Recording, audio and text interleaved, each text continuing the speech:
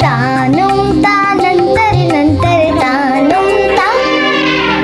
जंगल जंगल फिर बात चली। All India Radio presents Fabulous Fables of India.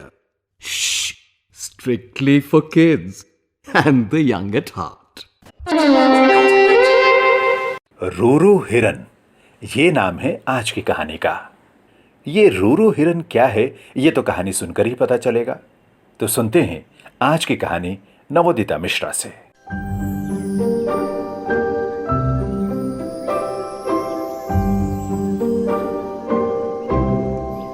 आज की कहानी है एक हिरन की कहानी। एक ऐसा हिरन जो बहुत ही स्पेशल हिरन था, बिल्कुल सोने के रंग वाला, सुनहला।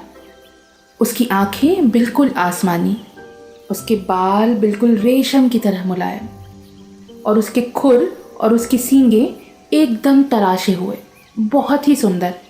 और उसका नाम पता है क्या था? उसका नाम था रूरू, रूरू हिरन।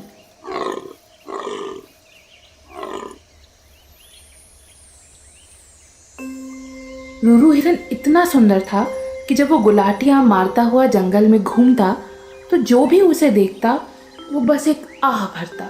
उसे लगता कोई इतना भी खूबसूरत हो सकता है। सिर्फ सुंदरता ही रूरू की खास बात नहीं थी। रूरू की दो और ख़ास बातें थीं।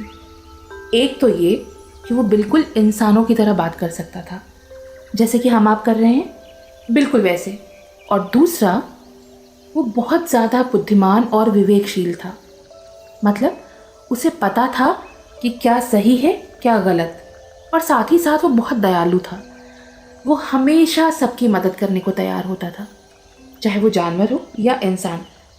लेकिन इंसानों के बारे में रूरू की एक धारणा थी, वो ये कि इंसान वैसे तो ठीक हैं लेकिन लालची हैं।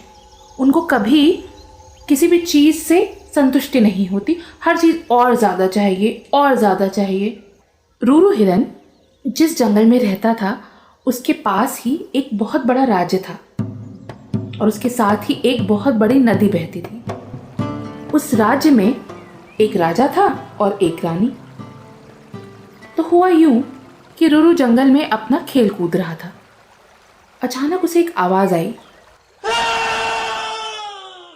किसी चीख की आवाज़। रूरू को लगा, अरे अरे ये तो किसी इंसान के चीखने की आवाज़ है। अब रूरू उस आवाज़ का पीछा करते हुए भागने लगा। भागते भागते भागते भागते वो पहुंचा नदी के पास। देखा कि एक आदमी उस नदी के बहाव में बहता चला जा रहा है, लगभग डूबने ही वाला है, तैर नहीं पा रहा।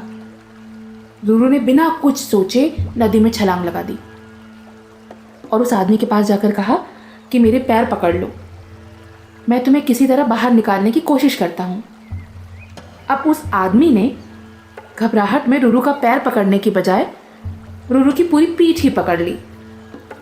लेकिन रूरू, वो बेचारा बिना कुछ कहे, पूरी कोशिश के साथ, पूरी मशक्क़त के साथ उस आदमी को नदी के बाहर तक निकाल ही लाया। अब उस आदमी ने रूरू से कहा, तुमने मेरी जान बचाई है, मैं तुम्हारा शुक्रिया अदा करना चाहता हूँ, बताओ मैं तुम्हारे लिए क्या कर सकता हूँ। तो रूरू ने कहा, भाई मुझे कुछ नहीं चाहिए, ये तो मेरा फ़र्ज़ था। हाँ, बस मेरी एक विनती है कि जब तुम यहाँ से जाओ तो बाहर जाकर किसी से ना कहना कि तुमने एक ऐसे हिरन को देखा जो सोने के रंग का है। वादा करो। उस आदमी ने कहा, पक्का वादा। इधर क्या हुआ, जो राजा रानी थे ना, रानी के सपने में एक दिन रात को एक हिरन आया, एकदम सुनहला, बहुत ही सुंदर, रेशम से बालों वाला।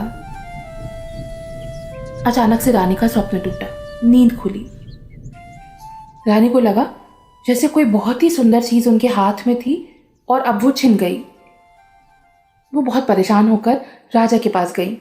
उन्होंने राजा से कहा, राजन, मैंने स्वप्न में एक बहुत ही सुंदर हिरन को देखा, मैं चाहती हूँ कि आप मुझे वो हिरन ला कर दें। मैं उसके बिना नहीं रह सकती, वो बहुत सुंदर हिरन है, अब मेरा मन बिना उसके नहीं लगेगा। अब राजा क्या करता? रानी की इच्छा का सम्मान तो उसे करना ही था। राजा ने अपने मंत्री को आदेश दिया कि पूरे राज्य में ये घोषणा करवा दीजिए कि जिसने भी रानी के स्वप्न में आने वाले उस हिरन का पता बताया उसे उसका मुंह मांगा इनाम दिया जाएगा। फिर क्या था, घोषणा हुई और ये घोषणा उस आदमी ने भी सुनी। किसने? वही आदमी जिसे रूरू हिरन ने डूबने से बचाया था। अब इस आदमी ने जैसे ही सुना मुंह मांगा इनाम, बिना एक पल गवाए भागता भागता भागता भागता राजा के दरबार में पहुंचा और वहां जाकर बोला, राजन, मैं बता सकता हूं आपको कि वो हिरन कहाँ है, आप चलिए मेरे साथ। राजन ने अपने सिपाहियों को साथ लिया, घोड़े पर सवार हुए, अपना धनुष और बाण लिया और चल पड़े उस आदमी के साथ। जंगल के नजदीक पहुंचकर उस आदमी ने कहा, राजन, वो देखिए उस नदी के पास वो जो कुलांचे मार रहा है, वही है रूरू हिरन। राजा और नज़दीक गया। पास पहुंचकर उसने रूरू हिरन को देखा। उसकी खूबसूरती देखकर राजा तो सब कुछ भूल गया। फिर उसे याद आया, अरे उसे इस हिरन को लेकर रानी के पास जाना है। उसने अपना धनुष और बाण निकाला और रूरू पर साधा। जैसे ही रूरू ने राजा को देखा, उसने राजा से कहा, राजन, अब तो आप मुझे मारने ही वाले हैं, लेकिन मेरी एक विनती है, क्या आप इतना बता सकते हैं कि आपको मेरा पता किसने दिया? राजा ने सोचा, इसमें क्या हर्ज है, अब तो ये वैसे भी मेरा शिकार होने वाला है। राजा ने इशारा किया उस आदमी की तरफ। रूरू की नज़र जैसे ही उस आदमी पर पड़ी, रूरू को बहुत दुख हुआ। उसने मन में सोचा, फिर उसने एक इंसान से धोखा खाया। बहुत दुख के साथ रूरू ने राजा से कहा, राजा, आपसे एक विनती है, आज के बाद आप किसी भी जीव जंतु जानवर पर दया करें, उसकी मदद करें, पर कभी किसी मनुष्य की मदद ना करें। राजा को लगा, रूरू ऐसे क्यों बोल रहा है? उसने कारण जानना चाहा, तो रूरू ने सारी कहानी कह सुनाई।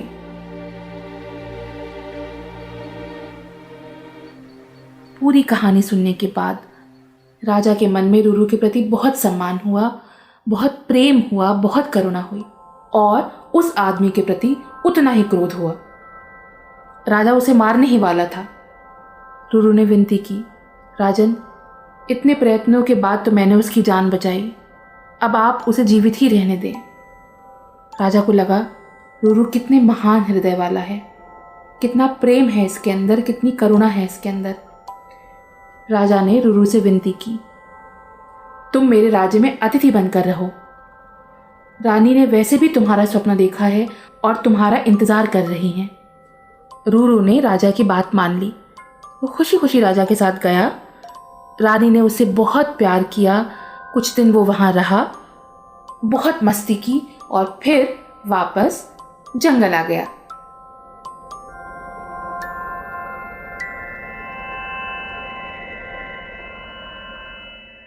तो समझ में आया रूरू हिरन क्या होता है?